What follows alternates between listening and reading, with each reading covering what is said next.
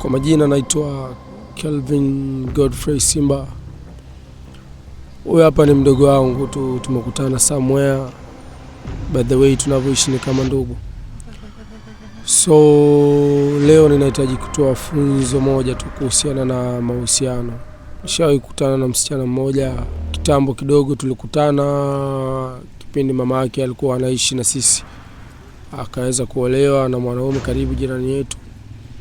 Lakini mwisho wa siku yule mama alitokea kunipenda kama mwanae, na alikuwa na mwanae mdogo wa kike ambaye mimi nilimchukulia kama ndugu yangu tu. Baada ya maisha kwenda chana na mume alikuwa akiishi naye, akahamia sehemu nyingine, akawa na maisha yake na mimi nikaendelea na maisha yangu. Sikuweza kuonana naye. Na siku isiyo jina niliweza kukutana na huyo mtoto wake ambaye alikuwa ni mdogo, ambaye mimi nilimchukulia tu kama dada yangu. Nilikutana naye, mambo vipi dada, fresh, tukasalimiana na nini. Twende nyumbani, akanikaribisha kwao, nikamwambia saizi na mambo mengi, lakini alinilazimisha tu, so ikabidi niende kwa sababu sikuwa na jinsi. Nikaenda mpaka kwao. Kufika kwao pale, mama yake uzuri nikamkuta mama yake hata hivyo wenyewe ni mgonjwa kidogo, ni mtu ambaye anasumbuliwa na maradhi yake binafsi, siwezi kuzungumzia ni maradhi gani hivyo. Baada ya hapo nikamsalimiana na mama na nini.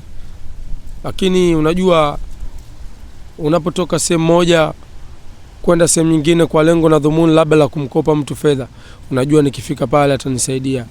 Hata hivyo macho yangu na yake yalipotazamana, basi kuna ishara tu ziweza kujitokeza. Japokuwa mimi ni mkubwa kidogo, nimempita umri, lakini wenyewe wanasema mapenzi hayana umri. Tukaendelea hivyo, tukatoka pale kwao, nikabadilishana naye namba na nini, nikaachana naye hapo. Siku zikaendelea, siku ya kwanza ya pili nikamtafuta, akanitext na nini, story, mahusiano yakaanzia hapo. Katika mahusiano tukaendelea na mahusiano, tukawa tuna date na vitu vingine, some gifts na vitu vingine. Bana na shida fulani na care, so bana mimi sielewi bana, sina kitu nao, so yeye mwenyewe anaelewa. Lakini kwa sana mawasiliano tu kwa muda, sikujua hakunitafuta kwa sababu gani. Namba yake nikaa nikimpigia hapokei, anavyojua yeye mwenyewe anakujibu anavyojisikia. Kiume nikasema bwana basi tu ngoja tu mimi nikakausha. Maisha mengine yakaendelea. Kapita miezi takriban miezi mitatu, nikaja nikakutana naye tena kwenye WhatsApp page yangu. Niliposti baadhi ya picture na nini, akalike, akatuma text, umenenepa na nini na vitu kama hivyo. So nikasema nisimwekee kundita kukunja na nini, nikasema nipo watu ngoja tu niendelee naye. Nikamcheki, vipi mambo, upo na nini, fresh. Ikaisha hivyo, tukaa nikiposti na yeye akiposti na like hivyo, hakuna story nyingine inaendelea. Siku za mbeleni huko akaja akanitafuta, kanipigia. Nikashangaa, miss call ya mtu fulani amenipigia, anataka nini na shida gani? Kwanza ilibidi nishtuke sababu ni sio kawaida yake, na amenishtua kutokana ni muda mrefu. Lakini nikabidi nimcheki. Nikamcheki, nikampigia simu, mambo fresh, nikasalimiana naye. Akaniambia Kelvin, niko na shida. Una shida gani? Bana niko na shida na matatizo 1 2 3 4 5. Unanisaidiaje? Na ni mtu ambaye tulishaachana na muda mrefu, na sababu alikuwa ni yeye mwenyewe anajua tuliachana kwa sababu gani. I don't know. But sawa, tukaendelea na nini, una shida gani? Nikaweza kumsaidia nilipokuwa na uwezo. Kukapita mambo kadhaa na nini, mama yangu kaa naumwa na hivi. Nikaa nashindwa huku ni play party ya nani, lakini kiume nikaa na komaa kwamba bwana subiri, bwana hivi na hivi. Lakini mwisho siku akaja akaniambia bwana, msaada ulionisaidia unatosha, kwa hiyo naweza nikaendelea tu na mambo mengine na nini. Nikamwambia so usijali, lakini naomba mahusiano yetu yaendelee na hivi. Nikamwambia okay fine, all out, usiwaze, mahusiano yetu yataendelea. Tukawa tunaendelea tena kudate na nini, lakini ni kama mtu ambaye simwamini.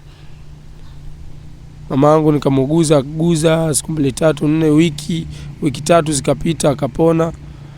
Baada ya mama kupona kupata afadhali, naye akaja akaniambia bwana, nimepata dawa na hivi na hivi. Nikamwambia so fine, so tunafanyaje bwana, itabidi unifanyie hivi na hivi. Nikabidi nimsikilize matokeo yake anayotaka ili niweze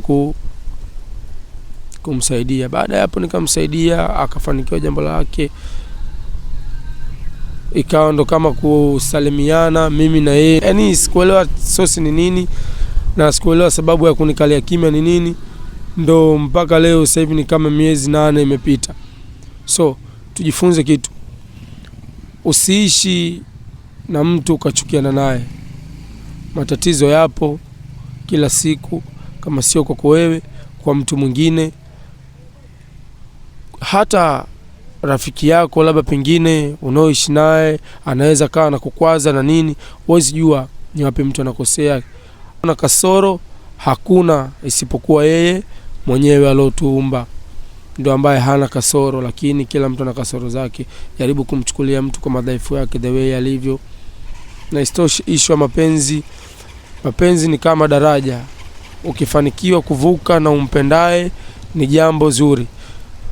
Usipofanikiwa kuvuka na umpendaye, ukivuka wewe mwenyewe, ni Mungu tu amekuandikia iwe hivyo. Lakini sidhani kama kuna mtu ameandikiwa kuwa peke yake, lakini ipo hivyo.